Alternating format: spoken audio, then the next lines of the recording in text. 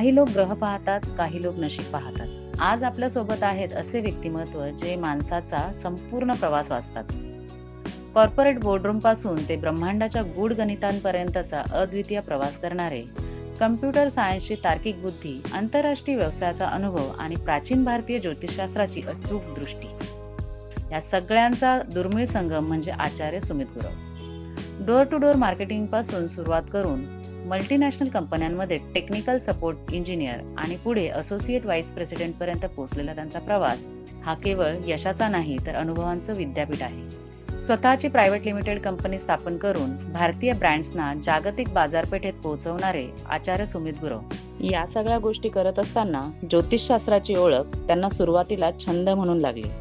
मात्र त्यांच्या अचूक भाकितांमुळे, स्पष्ट विश्लेषणांमुळे लोकांमध्ये त्यांची विश्वासार्हता वाढत गेली. आज ते केवळ सामान्य लोकांचेच नव्हे तर मराठी, हिंदी चित्रपटसृष्टीतील कलाकार, सेलिब्रिटी आणि राजकीय व्यक्तिमत्वांचे सायलेंट स्ट्रॅटेजिस्ट म्हणून ओळखले जातात. विज्ञानाची शिस्त आणि अध्यात्माची खोली एकत्र आणत भविष्य सांगण्यापेक्षा भविष्य घडवण्यावर विश्वास ठेवणारे आचार्य सुमित गुरव आज आपल्या पॉडकास्टमध्ये खास उपस्थित आहेत.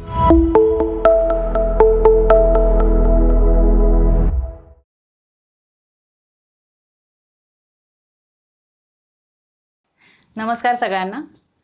सर, स्पिल द टीव्ही सरतापेज या पॉडकास्टमध्ये तुमचं स्वागत आहे.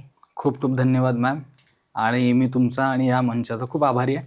आज इथं बोलून तुम्ही मला माझे विचार मांडायची संधी देत आहे आणि बऱ्याचशा गूढ गोष्टी किंवा ज्याला आपण म्हणू थोडेसे क्लिष्ट ज्याला समजले जातात असे विषय आज आपण डिस्कस करणार आहोत. नक्की नक्की. खरं तर वास्तुशास्त्र असेल किंवा ज्योतिषशास्त्र असेल तर सगळ्यात पहिला प्रश्न असा पडतो की ज्योतिषशास्त्र म्हणजे नक्की काय आणि ते का फॉलो केलं पाहिजे. बरं, आता यामध्ये बोलत असताना मॅम मला असं सांगायला आवडेल तुम्हाला, जर आपण ज्योतिषशास्त्र म्हणजे काय या विषयामध्ये जर गेलो, एक दोन प्रकारे याची उकल करून मी तुम्हाला सांगू शकतो. ठीक आहे, तर पहिलं उदाहरण मला द्यावं वाटेल तुम्हाला. आजकाल आपण गुगल मॅप सारखे नॅव्हिगेशन टूल्स वापरतो, बरोबर आहे. बरोबर. तर थोडक्यात मला सांगा गुगल मॅप्स काय सांगतं. आता मला इथून एका ठिकाणी जायचं आहे, मला रस्ता माहीत नाही. करेक्ट. पण मी जर नॅव्हिगेशन टूलचा सहारा घेतला तर ते मला काय सांगतंय की मला माहीत नसलेल्या ठिकाणी जाण्यासाठी कोणता कम्फर्टेबल वे आहे, कुठल्या रोडने मी गेलो असता माझी जर्नी शॉर्टेस्ट पॉसिबल टाईममध्ये कंप्लीट होईल, कुठे मला रस्ता चांगला मिळेल, प्रवासात मला भूक लागली तर थांबून मला खाण्यासाठी हॉटेल्स मिळतील, किंवा कुठे गाडी पंक्चर झाली तर रिपेअरिंगला मेकॅनिक मिळेल, गॅरेज मिळतील, ट्रॅफिक कमी असेल. तर इन जनरल काय सांगायचं तात्पर्य, आपली जर्नी कम्फर्टेबल कशी बनावी आणि जास्तीत जास्त आरामदायक आपला प्रवास कसा व्हावा हेच सांगायचं तात्पर्य आहे ना नॅव्हिगेशन टूलचं. बरोबर. आता मला सांगा, ज्योतिषशास्त्र ह्यापेक्षा वेगळं काहीच नाही मॅम. मी म्हणतो की ज्योतिषशास्त्र म्हणजे तुमच्या लाईफचं GPS आहे किंवा नॅव्हिगेशन टूल आहे. आणि याच्यामध्ये कसं असतं ना, माझा असं समज आहे किंवा जेवढ्या वर्षांचा माझा अनुभव आहे, ज्या काही गोष्टी आजपर्यंत अनुभवल्यात त्यानुसार हे सांगतो की हे GPS टूल काही लोक म्हणजे ज्यांचा विश्वास आहे, आपण ज्याला म्हणतो बिलिव्हर्स, तर ज्यांचा विश्वास आहे ते लोक विलिंगली फॉलो करत असतात आणि ज्यांचा विश्वास नाही अशी मंडळी सुद्धा अनविलिंगली त्याला फॉलो करत असतात किंवा ते तुम्हाला फॉलो करायला भाग पाडत असतं. तर ही पहिली डेफिनेशन किंवा मगाशी मी म्हणल्यानुसार हा एक आस्पेक्ट झाला सांगण्याचा ज्योतिषशास्त्राबद्दल. आता दुसरा आस्पेक्ट माझा असा आहे की आपण घरामध्ये असतो आतमध्ये, बाहेर काय चाललंय बघण्यासाठी आपल्याकडे विंडो आहेत, बरोबर. आता बाहेर जर मला सांगा कितीतरी अशी उदाहरणं आहेत, म्हणजे आज आपल्याला डोळ्याला दिसणारे प्लॅनेट्स किंवा ग्रह म्हणायला गेलं तर दोनच आहेत, एक आहे सूर्य आणि एक आहे चंद्र, जे आपल्याला डोळ्यांनी दिसतात, व्हिजिबल आहेत आणि अगदी आपण उघड्या डोळ्यांनी ज्यांना पाहू शकतो. आता ह्या दोन्हीचं अस्तित्व आहे हे सांगायला काही तिसऱ्या कुठल्या गोष्टीची आवश्यकता नाही, कारण आपण त्यांना रोज पाहतोय, अनुभवतोय. आता दोन्हीचे अनुभव कसे आहेत, सूर्य म्हणजे सगळ्यांचा जीवनकारक म्हणू शकतो आपण त्याला आमच्या ज्योतिषशास्त्राच्या भाषेत आत्मकारक ग्रह म्हणलं जातं आणि तो जीवनकारक असल्या कारणाने या सृष्टीचं चलनवलन, बरोबर, ज्या काही गोष्टीच्या इथं आपण शेतीच्या दृष्टीने पाहायला गेलो तर जे पीक धनधान्य येत आहे ज्याच्यावरती सगळं मनुष्यजाती किंवा एक जीवन त्याच्यावरती निर्भर आहे. आता सूर्याचं टेम्परेचर वाढलं, आपल्याला इथं घराच्या आतमध्ये बसून गरमी चालू होते, बरोबर. तेच हिवाळ्यामध्ये थोडंसं टेम्परेचर कमी असताना थोडं आल्हाददायक वाटतं. हा झाला सूर्याचा आपल्याला डायरेक्ट जाणवणारा परिणाम. त्याचप्रमाणे चंद्राचं जर उदाहरण द्यायचं झालं, आपण अमावस्या पौर्णिमेला ज्या गोष्टी आपण भरती ओहोटीच्या स्वरूपामध्ये अनुभवतो, म्हणजे काय तर एक चंद्र त्याच्या अस्तित्वाच्या कारणाने जर एका अथांग समुद्राचं पाणी तो एकतर पूर्ण भरतीच्या रूपाने बाहेर आणू शकतोय किंवा ओहोटीच्या रूपाने तो त्याला आतमध्ये ढकलू शकतोय, तर तुमचं माझं शरीर म्हणजे काय वॉटर कंटेंटच आहे ना, मोर दॅन 70%. आणि सॉल्टी वॉटरच आहे. आपले अश्रू झाले, युरिन झाले, ब्लड झालं, सगळं सॉल्टी वॉटर आहे. करेक्ट. तर जसं मी म्हणालो की हे 2 इम्पॅक्ट किंवा ह्या 2 ग्रहांचा इम्पॅक्ट हा डायरेक्टली आपण अनुभवतो किंवा पाहतो रोजच्या आयुष्यामध्ये. तसंच आता मला सांगा, हे जर 2 ग्रह आपल्यावरती प्रभाव टाकतात तर उरलेले ग्रह टाकत नसतील का? टाकत असतील. हे त्याच्या मागचं तात्पर्य माझं सांगायचं. आणि म्हणून मी म्हणतो ज्योतिषशास्त्र हे ना आपल्या म्हणजे मनुष्यावरती बाहेरच्या पंचमहाभूतांचा काय इम्पॅक्ट होतो, कसा होतो हे पाहण्याचं साधन किंवा टूल, किंवा मगाशी मी म्हणलं तसं ती एक खिडकी आहे. पिंडी ते ब्रह्मांडी आपल्या मराठीमध्ये खूप पूर्वीपासून एक म्हण आहे, जे पिंडी ते ब्रह्मांडी. पिंडी म्हणजे आपल्या मनुष्यावरती, आपल्या आयुष्यावरती होणारा परिणाम, काहीतरी अलौकिक शक्तींचा, ज्याला आपण डोळ्यांनी पाहू शकत नाही, अनुभवू शकत नाही कदाचित, पण त्याचा अभ्यास केला जाऊ शकतो. तर अशा गूढ गोष्टी, पंचमहाभूतांच्या तत्वाचा होणारा आपण म्हणू डायरेक्ट किंवा इनडायरेक्ट स्वरूपात मिळणारा प्रभाव, हे अभ्यासनाचं शास्त्र म्हणजे ज्योतिषशास्त्र. अशा 2 पद्धतीने मी तुम्हाला त्याची उकल करून सांगू शकतो. क्या बात, क्या बात. म्हणजे इतक्या सोप्या पद्धतीने तुम्ही सांगितलं. मला तर फार क्लिष्ट विषय वाटत होता हा, की ज्योतिषशास्त्र समजणं तसं फार कठीण आहे. कारण ती म्हणजे ग्रहांची दशा असेल किंवा मग ती ग्रह असतील आणि त्याच्यामध्ये ती ग्रहांची दिशा बदलते आणि ते कसं पाहायचं, आमच्यासारख्यांसाठी this is very much difficult. Correct. तुम्ही मला कन्व्हिन्स केलंय सर, की ज्योतिषशास्त्र का म्हणजे आपल्या आयुष्यात आपण पाहिलं पाहिजे किंवा का त्याच्यावर विश्वास ठेवावा. एक महत्वाची गोष्ट मला विचारावीशी वाटते, या ज्योतिषशास्त्राचा आणि राशींचा काय संबंध आहे? बर, ठीक आहे. तर ज्योतिषशास्त्रामध्ये ना मॅम 27 नक्षत्र आहेत, 12 राशी आहेत, 9 ग्रह आहेत आणि आपल्या पत्रिकेमध्ये प्रत्येकाच्या 12 घरं असतात परत. ठीक आहे. तर हे या सगळ्याच परम्युटेशन कॉम्बिनेशन आहे. तर आता राशीचा विषय निघाला म्हणून मी सांगतो. आपल्याकडे ज्योतिषशास्त्रामध्ये 12 राशी आहेत. बरोबर. सुरुवात मेष पासून आणि 12वी शेवटची रास मीन आहे. तर थोडं मी त्यामध्ये थोडं तुम्हाला खोलात जाऊन सांगायचं झाल्यास, सर्वप्रथम येणारी रास आपली मेष रास ज्याला म्हटलं जातं. आता ह्या मेष राशीचा राशीस्वामी हा मंगळ ग्रह आहे. करेक्ट. त्यामुळे काय होतं ना, थोडाफार मंगळाचा प्रभाव, म्हणजे मंगळ हा थोडासा ज्वलंत ग्रह आहे, थोडासा ॲग्रेशन आहे, थोडंसं बोल्डनेस आहे. म्हणजे हे जे ॲट्रिब्यूट्स आहेत त्या प्लॅनेटशी रिलेटेड, हेच तुम्हाला त्या राशीच्या स्वभावाच्या मनुष्यामध्ये पाहायला मिळू शकतात. त्यामुळं मंगळ ज्याच्या राशीचा स्वामी आहे किंवा ज्याच्या पत्रिकेतला मंगळ बलवान आहे, असे लोक तुम्हाला अतिशय करेजियस, खूप ॲडव्हेंचर्स त्यांना आवडणारे है ना, आणि रिस्क टेकर प्रकारचे बघायला मिळू शकतात. आणि त्याच पद्धतीनं कधी कधी म्हणजे आपण म्हणतो ना की तब्येतीवर काही होणारे परिणाम किंवा हेल्थवरती होणारे जे परिणाम असतील मंगळाच्या प्रभावामुळे, ते थोडेसे ब्लड रिलेटेड डिसऑर्डर, कारण मंगळाचं जे प्रभुत्व आहे ते आपल्या ब्लड वेन्सवरती आहे, रक्तावरती आपल्या शरीरातल्या. तर त्या लोकांना फक्त काळजी, किंवा मेष राशीचे जे मंडळी आहेत ज्यांचा राशीस्वामी मंगळ आहे, त्यांना फक्त वयानुसार होणाऱ्या ज्या काही ह्या गोष्टी आहेत किंवा ह्या ज्या गोष्टी तब्येतीला त्रासदायक ठरू शकतात, अशा गोष्टींमध्ये जर काळजी घेण्याचा कुठला विषय असेल तर तो रक्तासंबंधितले आजार किंवा anything related to blood disorders, मी असं म्हणेन. आता मेष मध्ये मी तुम्हाला सांगितलं राशीस्वामी मंगळ आहे, थोडेसे त्याचे ॲट्रिब्यूट्स आपण पाहिले, तसेच आपण एकेका राशीचे पुढं पाहूयात. आता मेषमध्ये ना म्हणजे आपण पुन्हा एकदा मेष राशीबद्दल थोडंसं कंटिन्यू करतोय की मेष राशीवर मंगळाचा असलेल्या प्रभावाकारणानं ह्या लोकांचं करिअर फील्ड जर आपण बोलायचं झालं तर थोडेसे असे डेरर आणि टेरर, थोडे असे खतरनाक जे जॉब प्रोफाईल आहेत. ठीक आहे. जसं की पोलीस डिपार्टमेंट आहे, आर्मी आहे, डिफेन्स फोर्सेस आहेत, किंवा अगदी जिथं जीवाची बाजी लावणारी काम आहेत आपण म्हणतो, फायर फायटर्स आहेत आपले, फायर फायटिंग, जे लोकांचे जीव वाचवण्याचं एवढं मोलाचं काम करतात. तर ही गोष्ट कुणीही करू शकत नाही. ठीक आहे. तर त्या कारणानं ते धाडस आणि ते करेज ह्या त्या राशीच्या अनुषंगाने त्यांना ते प्राप्त झालेलं आहे. अच्छा. आता यानंतर आपण बोलायचं झाल्यास 2 नंबरची जी राशी आहे वृषभ राशी. आता वृषभ राशी आहे ही पृथ्वी तत्वाची राशी आहे. मगाशी आपण जी मेष राशी बोललो ती अग्नी तत्वाची राशी होती, आणि वृषभ राशी ही पृथ्वी तत्वाची असल्या कारणानं तुम्ही वृषभचं जर राशीचं चिन्ह पाहिलं असेल तर ते असं थोडंसं ऑक्स किंवा असं बुल टाईप दाखवलेलं आहे, बैलाचा चेहरा त्याच्यामध्ये आपल्याला दिसतो.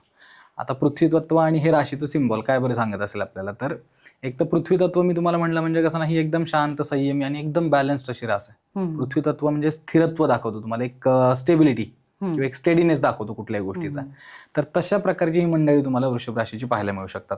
आता ह्यांचा राशीचा स्वामी आहे तो शुक्र ग्रह आहे, आणि रास यांची पृथ्वी तत्वाची असल्या कारणानं शुक्राच्या प्रभावामुळे काय गोष्टी पाहायला मिळू शकतात तुम्हाला, तर शुक्र हा आपल्या ॲस्ट्रॉलॉजिकल भाषेमध्ये सगळ्या भौतिक सुखसुविधांची प्राप्ती करून देणारा ग्रह, किंवा मटेरियलिस्टिक गोष्टींची गेन्स, मटेरियलिस्टिक गोष्टींची प्राप्ती करून देणारा किंवा त्याचा हव्यास निर्माण करणारा ग्रह असं मानलं जातं. आणि त्याच प्रकारे शुक्र हा लव्ह लाईफ, रिलेशनशिप, मग ते हजबंड वाईफ असू दे, बॉयफ्रेंड गर्लफ्रेंड असू दे, ह्या सगळ्या रिलेशनशिप्सला आपण म्हणू की इनिशिएट करणारा किंवा सपोर्ट करणारा प्लॅनेट असं शुक्र याला मानलं जातं. आणि ह्याचनुसार शुक्र हायजीन, क्लिनलीनेस, नीटलीनेस, लक्झरी, कम्फर्ट या गोष्टींना पण रिप्रेझेंट करतो. अच्छा. मग त्याच कारणानं ही जी मंडळी आहेत वृषभ राशीची ना, ह्यांच्या स्वभावामध्ये तुम्हाला ना एकदम नीटनेटकं राहणं, बाहेर जाताना 4 लोकांमध्ये एकदम खूप चांगल्या प्रकारे स्वतःला प्रिपेअर करून वेल प्रेझेंट करणं. आणि त्यांचा हट्ट असा असतो घरातल्यांनी तसं वागावं. म्हणजे कसं, हा तर त्यांचा राशी धर्म झाला, परंतु त्यांची अशी अपेक्षा असते की जसं आपण जातो व्यवस्थितपणे बाहेर चांगलं कॅरी करतो स्वतःला, तसं आपल्या घरातल्या बाकीच्याही मंडळींनी करावं. हा एक अट्टहास त्यांच्या स्वभावामध्ये आपल्याला पाहायला मिळू शकतो. आता ह्याच्या पुढे वृषभ रास थोडीशी शांत, संयमशील आहे, पण जसं मी मगाशी म्हणालो ना की राशीचा सिम्बॉल हा ऑक्स किंवा बुल याने रिप्रेझेंट केलेला आहे. म्हणजे हे काय सांगतं, आपल्याकडे हिंदीमध्ये म्हण आहे, आ बैल मुझे मार, तर तशी ह्यांची अवस्था आहे. म्हणजे जोपर्यंत हे लोक शांत आहेत तोपर्यंत हे अगदी हार्मलेस आहेत. पण कुणी यांच्या वाटेला गेलं, तुम्ही जर का यांना रेड फ्लॅग दाखवला, त्यानंतर मात्र मग तुम्हाला माहिती की आपण बऱ्याच वेळा बघतो मूवीजमध्ये किंवा टेलिव्हिजन्सवरती की प्रत्येक वेळेला रेड सिग्नल मिळाल्यानंतर समोरच्याची काय हालत होऊ शकते मग त्या बैल स्वरूपातल्या शक्तीकडून, हे आपण नाही सांगू शकत किंवा आपण त्याचं काही प्रेडिक्ट नाही करू शकत. करेक्ट. आता ह्याच्याच कंटिन्युएशन मध्ये जर आपल्याला पुढे सांगायचं झाल्यास, आपली तिसरी म्हणजे मिथुन राशी. पहिल्या 2 राशींचं आपण बोललो, तसं मिथुन राशी जी आहे, मिथुन राशी ही वायू तत्वाची राशी आहे. आणि मिथुन राशीचा जो राशीचा स्वामी आहे तो बुध ग्रह आहे. आता परत ह्या दोन्हीचे प्रभाव कसे पडतील बघा. बुध ग्रह आहे ना, तर हा बुध ग्रह आपल्या आयुष्यात ना वाणीचा म्हणजे कम्युनिकेशनचा कारक असतो.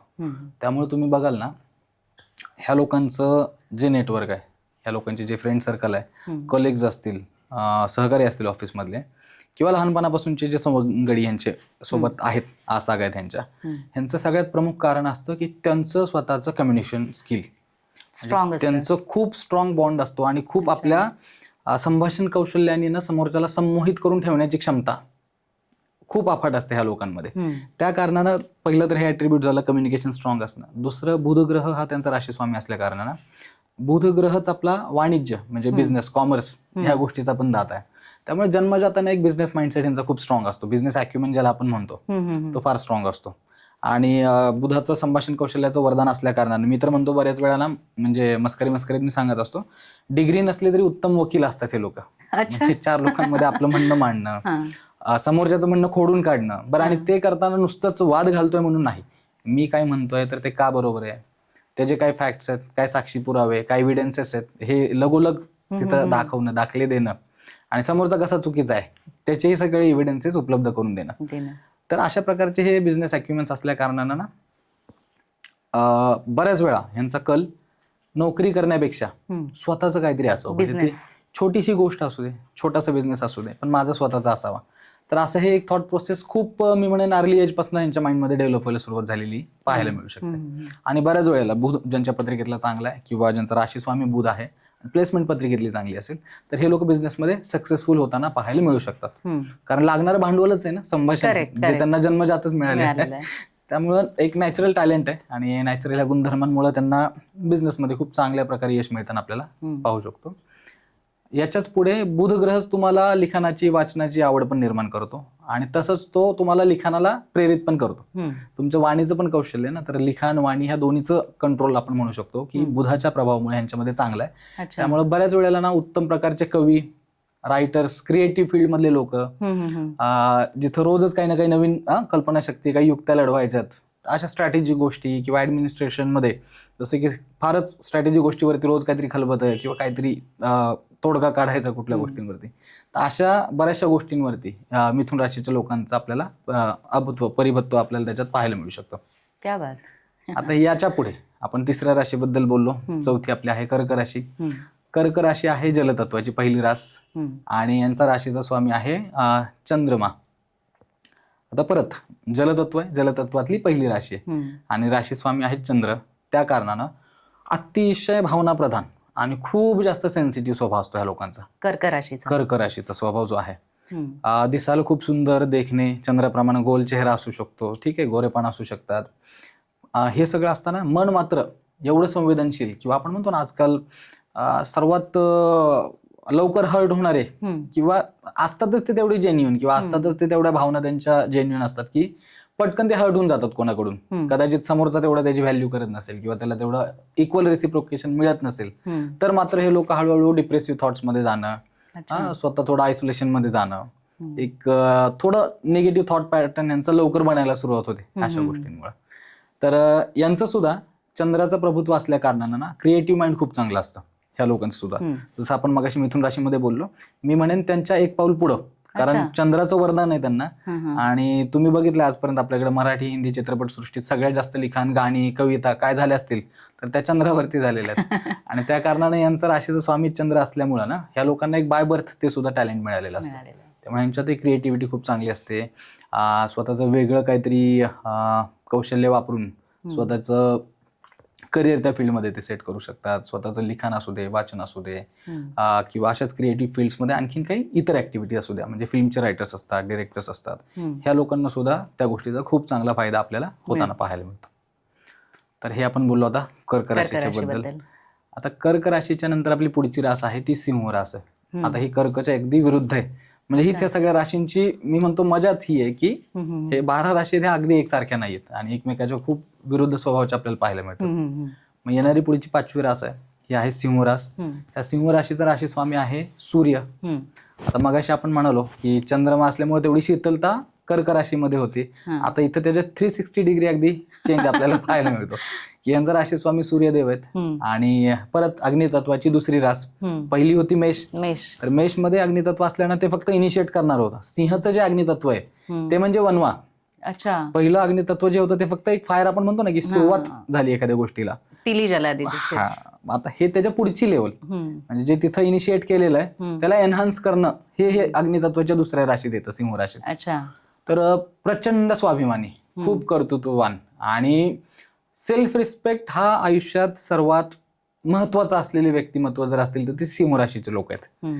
प्रसंगी पैशासाठी ते कॉम्प्रोमाइज करतील बाकी सगळ्या, पण सेल्फ रिस्पेक्टवर जर कुठली गोष्ट आली, कुठली गोष्ट त्यांच्या इगोवरती जर आली तर मग ते जगामध्ये कोणाचंही ऐकणार नाही. स्वतःचे आई वडील असू देत, नवरा बायको असू देत, स्वतःचे पार्टनर्स असू देत, मग तिथं कोणालाही क्षमा नसते, तिथं कोणालाही माफी नसते. मग ह्यामुळे काय होतं ना, थोडंसं एक दुसरी साईड ह्यांची अशी पण असते, थोडा अहंभाव जास्त होतो. सूर्याची रास ना, सूर्य काय राजा आहे, सगळ्या ग्रहांमधला राजा आहे. त्यामुळे ह्यांचं व्यक्तिमत्व असं एखाद्या रूम मध्ये, एखाद्या हॉलमध्ये एंटर जर झाले, 4 लोक अशा मानव वळवून बघणार म्हणजे बघणार. मग ते एक वलय त्यांच्या भोवती, ते एक सवय झालेली असते त्यांना, एक ऑरा त्यांचा तो तसा डेव्हलप झालेला असतो. मग नॅचरली या गोष्टीची एक माणसाला हॅबिट होते ना. तर मग जेव्हा हे मिळत नाही ना तेव्हाही डिसअपॉइंट होतात. म्हणजे म्हणजे हे सिंह राशीचे लोक कसं ना, एक 4-6 महिने काही अचिव्हमेंट समजा नाही यांच्या लाईफमध्ये झालं, काही हॅपनिंग नाही, तर थोडं असं चुकल्यासारखं होतं ना बाहेर जाऊन, म्हणजे नाही का काय शो ऑफ करायचं किंवा काय सांगायचं समाजाला. तर एक थोडं इंट्रोवर्ट पॅटर्न त्यांचा डेव्हलप व्हायला सुरुवात होते. म्हणजे सांगायचं हे पॉझिटिव्ह खूप त्यांना, म्हणजे ना रिस्क टेकिंग आणि अचिव्हमेंट ह्या ज्या गोष्टी आहेत ना, ह्या फार क्रेझिली ड्राईव्ह करतात त्या लोकांना. म्हणजे कायम ज्या फील्डमध्ये आहोत त्यामध्ये नंबर 1 बनण्यासाठी अट्टहास असतो त्यांचा. म्हणजे बिझनेसमध्ये असू देत, जॉबमध्ये असू देत. जॉबमध्ये एका कॉर्पोरेटमध्ये समजा 10 लोक काम करतात, ह्यांच्या कलिगच्या हेल्दी कॉम्पिटिशन ना, म्हणजे यामध्ये आपण कोणाला क्रिटिसाइज करत नाही किंवा वाईट म्हणत नाहीये, हेल्दी वे मध्ये कॉम्पिटिशन असते. अच्छा ह्यांनी असं केलं, मग मी ह्याच्यापेक्षा बेटर कसं करू शकतो. तर कायम तो एक अप्पर हँड म्हणतो ना आपण, कारण राजा मगाशी मी सांगितलं स्वतःशी स्पर्धा, किंवा जी माझी एक्स्ट्रीम लिमिट आहे, म्हणजे जिथपर्यंत मला धावपट्टी दिली धावायला, ते शेवटपर्यंत मला कसं रिच आउट होता येईल, कसं लवकर पोहोचता येईल, हा कायम एक प्रयत्न सिंह राशीच्या लोकांचा असतो. आणि पॉझिटिव्ह निगेटिव्ह दोन्ही बाजू त्यांच्या एकाच मुद्द्यावर आहेत. त्यांचा इगो, अहंभाव हा पॉझिटिव्हली जर यूज केला खूप जास्त आयुष्यात प्रगती करतात. निगेटिव्हली केला तर कधी कधी मग यांचे थोडे रिलेशनशिप मध्ये प्रॉब्लेम येणं, फारसं मित्रमंडळ यांचं न टिकणं यांच्यासोबत, कारण फटकळ तोंडाचे आहेत ना. आजकाल काय आपण कलियुगात आहे, प्रत्येकाला स्वतःचं चांगलंच ऐकायला आवडतं. मग असे जेव्हा आपण म्हणतो ना हितशत्रू, शुभचिंतक ज्यांना आपण म्हणतो, असे लोक आजकाल लोक सोबत घेऊन फिरतात. आणि ह्यांचा अगदी विरुद्ध नेचर आहे, म्हणजे तोंडावर फटकन बोलून एखाद्याचा अपमान करून रिकामे होणार, कुठल्या गोष्टीबद्दल मागे पुढे बोलत नाहीत, बोलताना बघत नाहीत, मागे पुढे बघत नाहीत. याचे परिणामही त्यांना भोगावे लागत असतील ना. लागतात. म्हणून तर मी म्हटलं की दोन्ही पद्धतीने जर यांचा अहंभाव आणि इगो हा त्यांनी पॉझिटिव्हली वापरला, म्हणजे मग आपण म्हणल्याप्रमाणे की हेल्दी कॉम्पिटिशन साठी वापरला, की मी आणि आणखीन 4 जोडीदार आहेत ऑफिसमध्ये माझ्या, तर त्याला प्रमोशन मिळतंय किंवा तो एखादं काम करतोय, मग मी आणखीन चांगलं कसं करू, ह्या पॉझिटिव्ह ऍटिट्यूडनी जर त्यांनी ते घेतलं तर नक्कीच ते स्वबळावरती विजय मिळवतील, स्वबळावरती शत्रूवरती मात करतील किंवा कॉम्पिटिशन मध्ये कायम ते विजय खेचून आणतील. पण थोडं निगेटिव्ह जर झालं ना, की म्हणजे मीच म्हणजे सर्वस्व किंवा नाही माझ्यापेक्षा शहाणं कुणीच नाही, हे कधी कधी होतं. आणि स्लाइट थिन लाईन असते याच्यामध्ये, त्यामुळे कधी कधी नकळत सुद्धा होतं माणसाकडून ते. तेवढंच त्यांनी टेक केअर करण्याची गोष्ट आहे असं मी म्हणेन. सो बेसिकली इगो प्रत्येकाकडे असतो, तो सुपर इगो मध्ये कन्वर्ट नाही झाला पाहिजे. अगदी अगदी अगदी. तर ही सिंह राशीबद्दलची गोष्ट झाली. आता 6 नंबरची पुढची आपली राशी आहे कन्या राशी. तर कन्या राशी जी आहे, मगाशी आपण बोललो होतो बुधाच्या पहिल्या राशीबद्दल, मिथुन बद्दल. तर आता ही जी राशी आहे ना, ही परत मगाशी जसं मी म्हणलं की मेष अग्नितत्वातली पहिली रास, म्हणजे त्यांनी वनवा फक्त सुरू केला होता आणि सिंह राशीमध्ये तो पुढच्या लेवलला गेला किंवा एक नेक्स्ट लेवल गेलो. अगदी त्याच प्रकारच्या गोष्टी तुम्हाला ह्याच्यामध्ये पाहायला मिळतील. आता कन्या राशी पृथ्वी तत्वाची रास आहे. मगाशी वृषभ राशीबद्दल आपण बोललो, जी पृथ्वी तत्वाची पहिली रास आहे. तर ही कन्या रास आहे. आता ह्याचा राशीचा स्वामी आहे बुध ग्रह, पुन्हा एकदा जे मिथुनचा पण राशी स्वामी बुध ग्रहच आहे. तर ह्यांच्यामध्ये ना परत बुधाचे ऍट्रिब्यूट्स आणखीन जास्त प्रमाणात पाहायला मिळतात. मगाशी ज्या ज्या गोष्टी आपण बोललो पूर्वी की यांच्यामध्ये कम्युनिकेशन, संभाषण कौशल्य, व्यावहारिक चातुर्य, ठीक आहे, बिझनेस अॅक्युमन, एक हिडन टॅलेंटच असतं हे. म्हणजे बॅक ऑफ द माइंड काय, आता नवीन ठिकाणी आपण कुठे गेलो तर आपल्यासारखी लोक सर्वसामान्य जातात, एक्सप्लोर करतात, काय नवीन हॉटेल आहे, नवीन एखादं शॉप झालं, ह्यांचं नाही. यांनी असं पाय ठेवलं एखाद्या जागेवर की डोक्यात विचार चालू होतात, यार यांनी एवढं मोक्याच्या ठिकाणी दुकान घेतलंय, ह्याला किती रेंट असेल, मग हा एखादी वस्तू विकतोय, मग ह्याला याच्यात प्रॉफिट किती असेल, मग आज दिवसभरात त्याचा गल्ला किती होईल, त्यातला याचा ROI कसा आहे ना. म्हणजे ते थोडेसे वेगळे आहेत. आपल्या सर्वसामान्य लोकांसारखं जाऊन फक्त एन्जॉय करणं त्यांना जमत नाही. प्रत्येक गोष्टी बाल की खाल खिचणं, हा अगदी राईट जो शब्द आहे ना, बाल की खाल खिचणं म्हणजे कुठल्याही गोष्टीच्या अगदी मुळापर्यंत जाणं, अगदी डेप्थ मध्ये जाऊन त्याचं रिसर्च करणं, अनालिसिस करणं, हे म्हणजे सगळे गुणधर्म तुम्हाला ह्या राशीमध्ये, आत्ताच्या कन्या राशीमध्ये पाहायला मिळू शकतात. आणि एक परफेक्शनला घेऊन आहे ना, एक थोडंसं मी म्हणेन पजेशन असतं यांच्यामध्ये. कुठलीही गोष्ट ना एवढी परफेक्ट पाहिजे. म्हणजे एक साधं उदाहरण सांगतो तुम्हाला. आपण ऑफिसमधून आलो, घरी आलो समजा, तर मी चप्पल कशी काढायची, कुठं काढायची, अगदी इथं पासून आत गेल्यावर मी बॅग कुठे ठेवणार, ती तशीच ठेवली गेली पाहिजे. आत गेल्यावर मी कपडे चेंज करताना कुठं माझ्या वस्तू ठेवतोय. मला समजा ऑफिसचं काही साहित्य आहे, एखादा ड्रॉवर, एखादा महत्वाची काही गोष्टी, लॉकर आहेत, तर तिथं माझा पेन ठेवायची सुद्धा पद्धत, पेन्सिल ठेवायची सुद्धा पद्धत, म्हणजे ती एवढी प्रिसाइज असते ना या लोकांची. ह्यांच्या अब्सेन्स मध्ये नुसतं कोणी येऊन जरी गेलं ना तिथं, अगदी छोटा धक्का लागला एखाद्या गोष्टीला, तरी मग हे म्हणजे आकांतांडव करू शकतात लोक. एवढं ओव्हर परफेक्शनचं फॅसिनेशन असतं ह्या लोकांना. परफेक्शनला घेऊन आहे ना फार जास्त आग्रही असतात. थोडक्यात ते चांगलं पण आहे, पण कधी कधी म्हणलं ना की ते एका सर्टन लाईनच्या पुढे जर गेलं तर ते कधी कधी माणसाला मग अगदी निगेटिव्हली सुद्धा रिपरकेट करू शकतं. करेक्ट.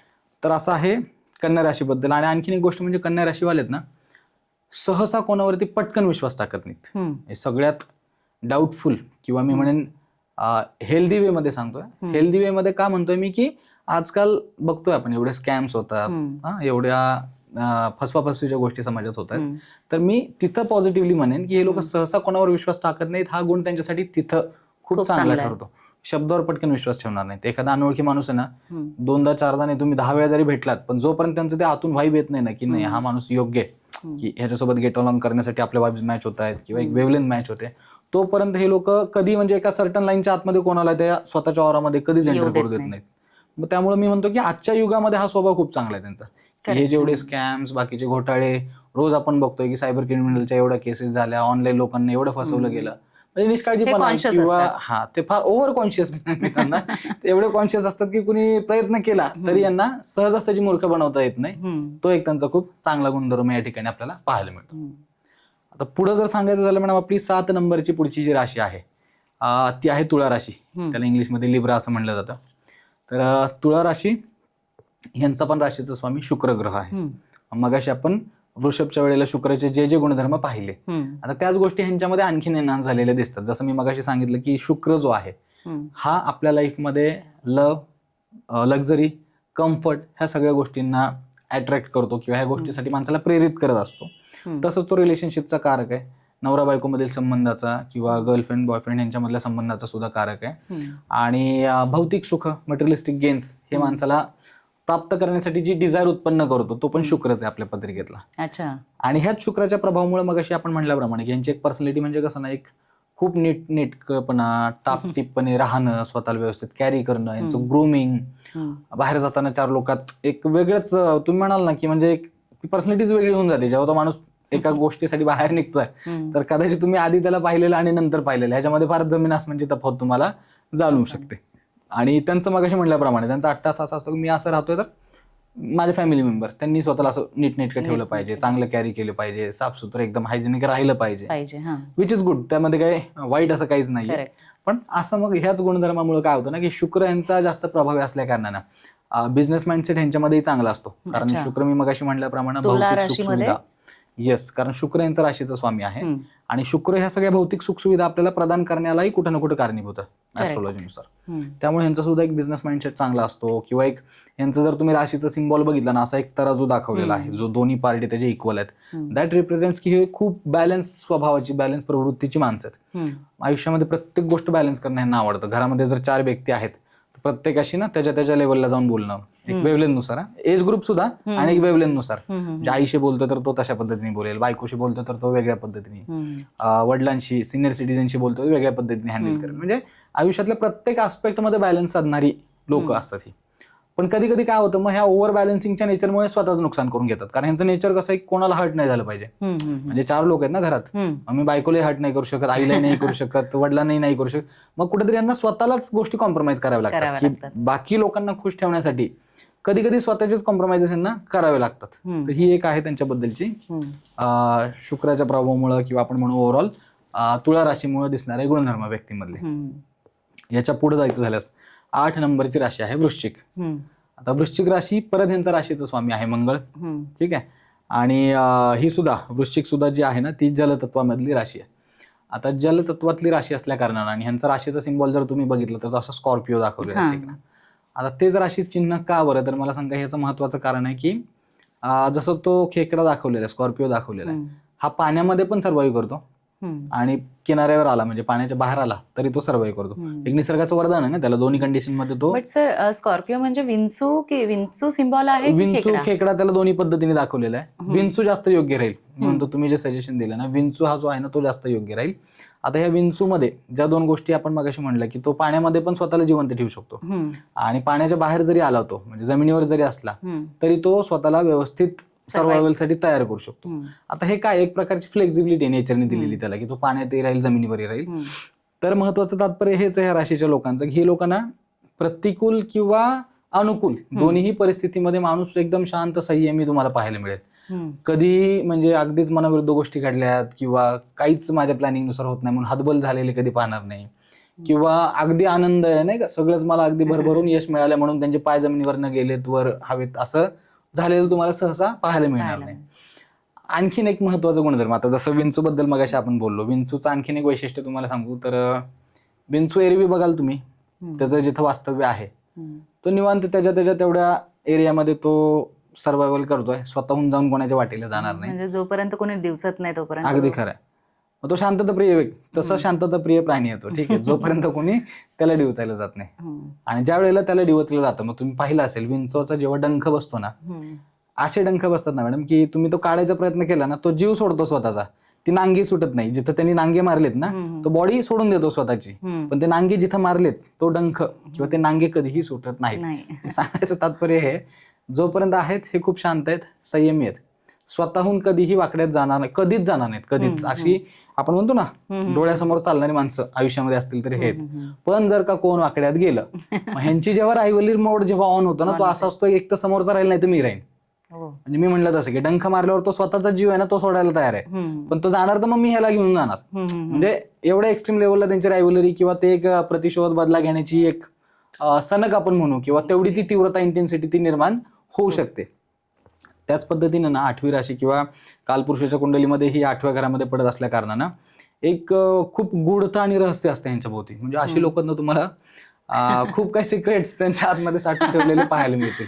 अगदी तुमचे रोजच्या भेटण्यातले मित्रमंडळी असू दे, नवरा बायको असू दे किंवा जवळच्या सोशल सर्कल मधली मंडळी असू दे, कधीही यांच्या मनाच्या तळापर्यंत तुम्हाला पोहोचता येणार नाही. खूप सिक्रेटिव्ह, खूप खूप म्हणजे खूप जास्त सिक्रेटिव्ह हे लोक असतात.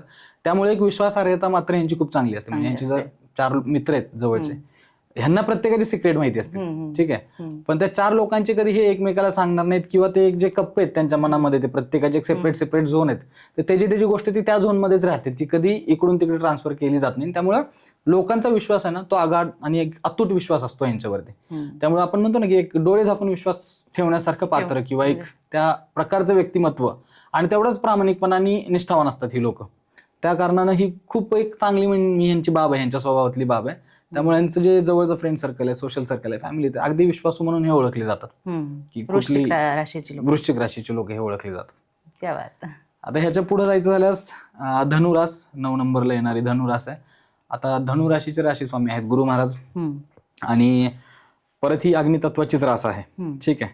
तर मगाशी आपण पाहिलं की अग्नितत्वाचे असणारे काय काय परिणाम आहेत. तर थोडंसं काय होतं, आता अग्नितत्व म्हणलं की थोडंसं अँगर इश्यू, थोडंसं बोल्डनेस माणसामध्ये असतो, थोडंसं ॲग्रेशन असतं. त्याप्रमाणे हे लोक तुम्हाला दिसतील. पण जर का तुम्ही राशीचं चिन्ह व्यवस्थित पाहिलं, त्यामध्ये ना अर्ध शरीर मनुष्य रूपी आहे त्या चिन्हामध्ये. कमरेच्या वरचा भाग आहे तो मनुष्याचा आहे, त्याने असं एक धनुष्य हातामध्ये धरलेला आहे आणि त्याचं खालचं शरीर जे कमरेच्या ते घोड्याचं आहे, 4 पाय दाखवले आहेत आणि तो पळतोय, अशा पद्धतीचं एक रिप्रेझेंटेशन आहे. तर हे एक्झॅक्टली आपल्याला काय सांगण्याचा प्रयत्न करते, जसं मी म्हणलं की आपण बघतो आपल्या रोजच्या आयुष्यात समाजामध्ये आपण काम करताना आजूबाजूला 2 प्रकारची आपल्याला व्यक्ती आढळतात. काही लोक म्हणजे कसं की आपण म्हणतो ना अगदी पाठ टाकायची कामं, दिवसात मला 10 टास्क करायचे होते, हे 10 टास्क माझे झाले. तिथं क्वालिटीकडे मी बघत नाही, तिथं फक्त पाठ टाकायची कामं केलेत, कारण एंड ऑफ द डे मला फक्त नंबर दाखवायचे. आणि काही लोक ह्याच्या एकदम अपोजिट, मी दिवसात 2च कामं करेन पण ते असे क्वालिटीचे किंवा परत त्याला हात लावायला नाही लागला पाहिजे किंवा परत रिवर्क नाही झालं पाहिजे त्यावरती.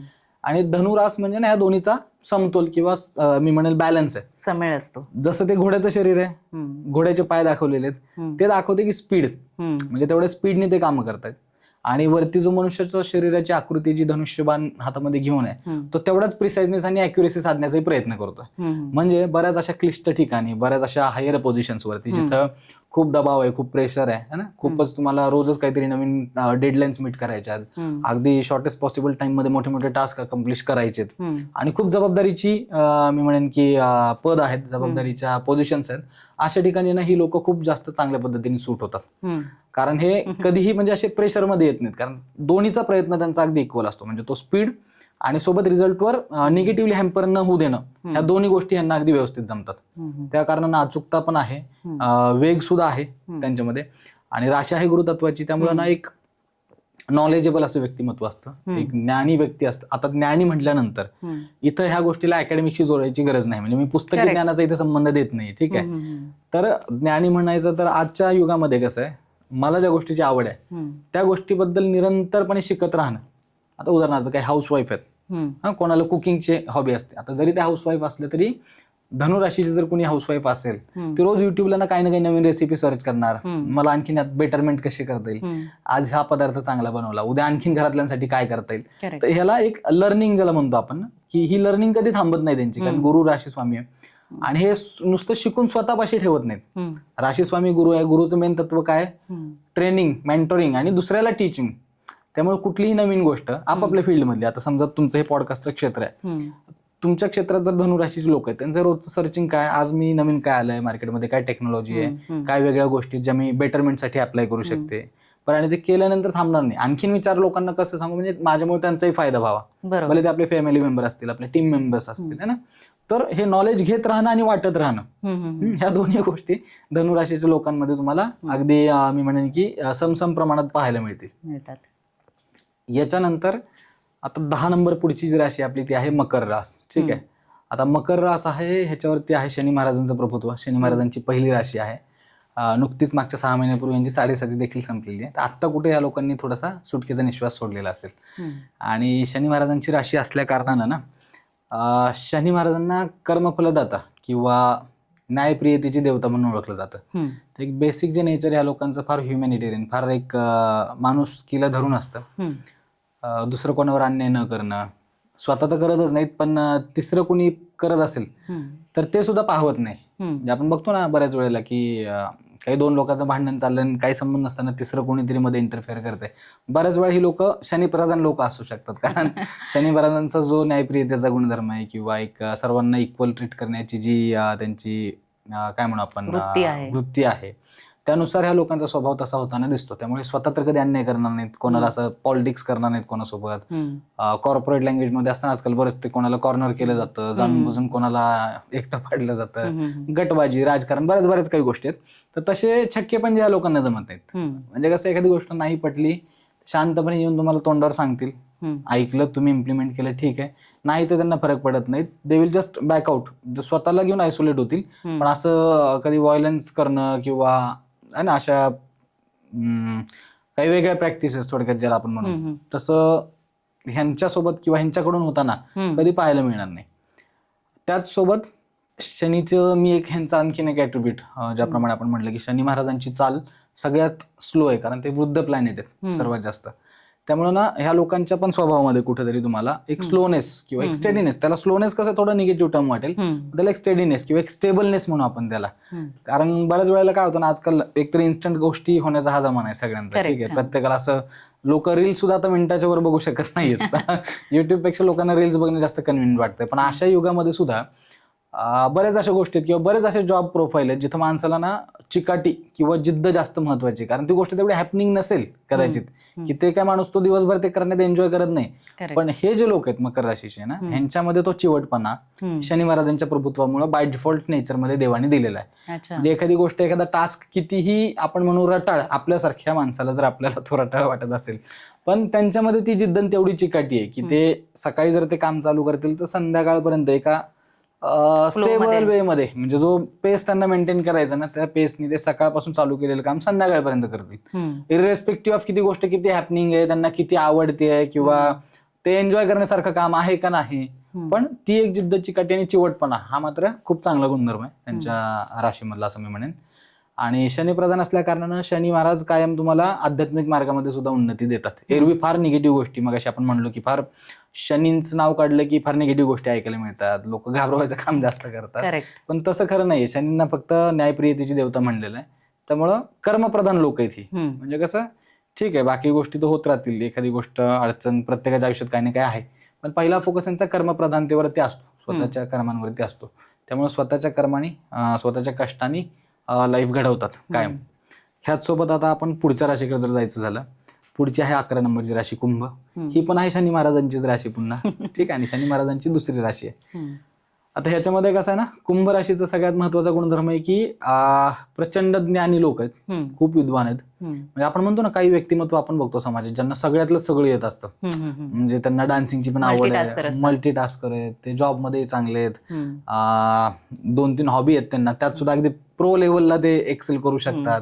तरी असं एक डायनामिक व्यक्तिमत्व आहे कुंभ राशीचं. ठीक आहे, डायनामिक व्यक्तिमत्व आहे, खूप शिक्षण किंवा उच्च शिक्षण घेण्याची चांगली आवड असते. ठीक आहे, आणि बऱ्यापैकी त्यांना त्यात यश पण मिळतं. म्हणजे बाकी बऱ्याच गोष्टी, घरची परिस्थिती, बाकीच्या गोष्टी डिपेंड आहेत. पण जनरली मी पाहिलेलं आहे की कुंभ राशीची व्यक्ती जे आहेत खूप चांगल्या पदावरती, मग ते प्रायव्हेट कंपनी असू द्या किंवा गव्हर्नमेंट जॉब सेक्टर्समध्ये असू द्या, अगदी चांगल्या हायर आणि सिनियर लेवलला आपल्याला हे लोक काम करत असताना पाहायला मिळू शकतात. त्या लेवलचं ऍडमिनिस्ट्रेशन स्किल किंवा एक पीपल मॅनेजमेंट ह्यांच्यामध्ये खूप चांगलं असतं. कारण सामदाम दंडभेद आपण म्हणतो ना, सगळ्यांसोबत एकसारखं वागून रिझल्ट कदाचित मिळत नाहीत. तर ह्यांना ते बारकावे खूप चांगले माहिती असतात. म्हणजे कोणाच्या खांद्यावर हात टाकला तर फक्त कानात सांगून काम होऊ शकतं, कोणाला 1-2दा सांगून फरक नाही पडणार, मग कोणाला तरी वॉर्निंग द्यावी लागू शकते. किंवा याच्या पलीकडे कोणाला चहा कॉफी पिण्यासाठी घेऊन जाऊन जरा बाबा त्याला नाही का पॅम्परिंग करून त्याला ते काम करून घ्यायचं आहे. तर हे जे माणसांना ओळखण्याची किंवा त्यांच्याकडनं काम काढून घेण्याचं जे कौशल्य आहे, ती जी हातोटी ना, ही कुंभ राशींमध्ये खूप चांगल्या प्रकारे, आणि हे पीपल मॅनेजमेंट पर्सनल लाईफमध्ये चांगलं जमतं त्यांना. म्हणजे आता मी उदाहरण देता बोलताना म्हटलं की हे प्रोफेशनल लेवलचं, पण हेच पीपल मॅनेजमेंट त्यांना त्यांच्या फॅमिलीमध्ये किंवा समाजात जगत असताना, बाकी गोष्टीमध्ये, सगळ्या गोष्टीमध्ये रोळत असताना हे सुद्धा त्यांना तिथं उपयोगी पडताना आपल्याला पाहायला मिळतं. याच्याबरोबर आता शेवटची 12 नंबरची जी राशी आहे ही आहे मीन रास. आता मीन रास आहे, ही पण गुरु महाराजांचीच राशी आहे. म्हणजे गुरुच मीन राशीचे सुद्धा राशी स्वामी आहेत. आता मगाशी ज्या धनु राशीबद्दल गोष्टी सांगितल्या, म्हणजे ही त्याची पुढची रास आहे. आता ज्योतिषशास्त्रामध्ये म्हणलं जातं की 12वी राशी किंवा पत्रिकेचं 12वं घर हे मोक्षाचं घर आहे. त्यामुळे ना खूप जास्त आध्यात्मिक लोक जर पाहायला मिळतील ना तुम्हाला, मीन राशीतली पाहायला मिळतील. गुरु भक्तीतली, गुरु मार्गावरची बरीचशी मंडळी, म्हणजे आपले आता काही ऑडियन्स यामधले असतील तर ते नक्कीच इथे आपल्याला कमेंट करून सांगतील. श्री स्वामी समर्थांना मानणारे लोक, गजानन महाराजांची भक्ती करणारे लोक, शिर्डीचे साईबाबांना मानणारे लोक, पुण्यातले आपले शंकर महाराजांचा मठ आहे त्यांना मानणारे लोक, म्हणजे कुठल्याही गुरुतत्वावर ज्यांचा प्रगाढ विश्वास आहे. आणि सगळ्यात ना एक ह्यांची चांगली गोष्ट आहे की आपण सर्व 12 राशी जर बोललो सगळ्यात जास्त श्रद्धावान आणि सगळ्यात जास्त म्हणजे विश्वास जर कोणाचा असेल देवावरती तर तो मीन राशीचा आहे असं मी म्हणेन. आणि होतं कसं ना की यांचा एवढा प्रचंड विश्वास आहे, एकतर हे संवेदनशील व्यक्तिमत्व आहेत, एक भावनाप्रधान व्यक्तिमत्व आहे. दुसऱ्याच्या दुःखात त्यांना दुःख होतं, दुसऱ्याचं वेदना बघून यांच्या डोळ्यात पाणी येऊ शकतं, एखाद्याचं चांगलं झालं तर यांना आनंदही होतो. मग हे जे संवेदनशीलता आहे ना, बऱ्याच वेळेला काय होतं, हे आपल्या मोरल्स वरती कॉम्प्रोमाइज करत नाहीत, ह्यांच्या व्हॅल्यूज फार स्ट्रॉंग आहेत. जसं मी म्हणलं की आध्यात्मिकपणा, स्पिरिच्युअलिटी, थोडंसं पॉझिटिव्हनेस, ह्याकडे इन्क्लिनेशन, बिलीफ सिस्टीम खूप खूप स्ट्रॉंग आहे ह्या लोकांची. मग त्यामुळे होतं कसं ना की ह्यांना कोणी मॅनिप्युलेट करू शकत नाही. कधी कधी त्याचा यांना त्रास होतो. म्हणजे आता कॉर्पोरेटमध्ये, जॉबच्या ठिकाणी बऱ्याच वेळेला गोष्टी मॅनिप्युलेट कराव्या लागतात, रादर पार्ट ऑफ जॉब असतो तो शेवटी. पण ह्यांना ते जमत नाही. बऱ्याच वेळेला असं होतं की हे लोक नाही, एकदा दोनदा ते बॉसने सांगितलं पण नाही, आपल्याला पटत नाही ते काम. फक्त एखादी गोष्ट पटत नाही म्हणून सुद्धा जॉब सोडून देणारे लोक मीन राशीची पाहायला मिळतील. आणि ते असे तसे जॉब सोडत नाहीत. म्हणजे आजकाल एक ट्रेंड कसा आहे, किंवा रादर मी म्हणेन थोडासा एक वाईज डिसिजन लोक कसं आहे, नोटीस पिरियड 2 महिने किंवा 3 महिने, मग आधी आपण सर्चिंग करायचं, प्रॉस्पेक्टिंग, त्यातून कुठं शॉर्टलिस्ट होतोय का, म्हणजे सगळं बघून किंवा एक बॅलन्स्ड वे मध्ये करतात ना, की मला हा जॉब गेला तर मला बाबा पुढचं जॉईनिंग 1 महिन्याभरात करता येईल. ह्यांचं तसं नाही. जिथं गोष्ट खटकली, जागेवरती तोंडावरती रिझाईन फेकून निघणारी जर मंडळी असते का, पण ह्यांची पॉझिटिव्ह साईड सांगतो की तेवढा प्रचंड विश्वास त्यांचा देवावर आहे की मी तिथं जे पाऊल उचललंय हे का उचललंय, की ती गोष्ट मला पटली नाही किंवा ती चुकीची करायला मला भाग पडत होती, बरोबर, तिथून मी बॅकआउट झालोय, तर माझी काळजी त्याला आहे, तर तो बघून घेईल. म्हणजे होतं कसं, म्हणजे वेळ प्रसंगी खरंच जसं म्हणलं जातं ना की एवढा विश्वास देवावरती असला पाहिजे माणसाचा, म्हणजे संकट तुमच्यावर असावी आणि काळजी देवाला लागावी तुमची. तर अगदी तशा पद्धतीचं तुम्हाला मीन राशीची लोक पाहायला मिळू शकतील. आणि ह्याच्यावरती मला विश्वास आहे, बरेच लोक तुम्हाला कमेंट करून सांगतील मीन राशीची, त्यांना पर्सनल लाईफमध्ये, प्रोफेशनल लाईफमध्ये असे बरेच अनुभव आलेले असतील. आणि ह्या लोकांवरती एक खरंच दैवी कृपा असते. कधी विलिंगली, अनविलिंगली किंवा कॉन्शियसली, सबकॉन्शियसली यांनी ती नोटीस केली असेल नसेल, पण बरेच लोक तुम्हाला उदाहरणं सांगतील की कधी खूपच जास्त संकटात होतो, सगळ्या वाटा बंद झाल्या होत्या, अचानक कोणीतरी आला, अनोळखी माणूस मदत करून गेलं, तिथून लाईफ चेंज झाली, किंवा जिथं होप्स संपल्या होत्या आणि अचानकच एक आशेचा किरण, म्हणजे कोणी व्यक्तीच्या मार्फत, कोणी एक रिसोर्सेस, म्हणजे माणूस असेल, तो रिसोर्स असेल, त्यावेळेस आलेली संधी असेल, अशा वेगळ्या वेगळ्या मार्गातून यांना ह्या गुरुभक्तीच्या पावत्या मिळत असतात, असं मी सांगेन तुम्हाला. अशा पद्धतीने आपण 12 राशींबद्दलचं आपलं जे आहे विश्लेषण हे संपवलेलं आहे. तर मित्रांनो, आचार्य सुमित गुरव सरांसोबत आपल्या गप्पा ह्या अशाच रंगत राहणार आहेत. ॲक्च्युली सरांकडे असलेलं अगाध ज्ञान आणि त्यांचा अभ्यास या सगळ्यांची सांगड आज आपण इथे घडून आलेली आहे. आणि त्या अनुषंगाने आपण हा एपिसोड आत्ता इथे थांबतोय, परंतु हा एपिसोड कंटिन्यू होणार आहे. त्यामुळे कुठेही जाऊ नका, पाहत राहा आपला आवडता podcast spill the tea with सरतापेज.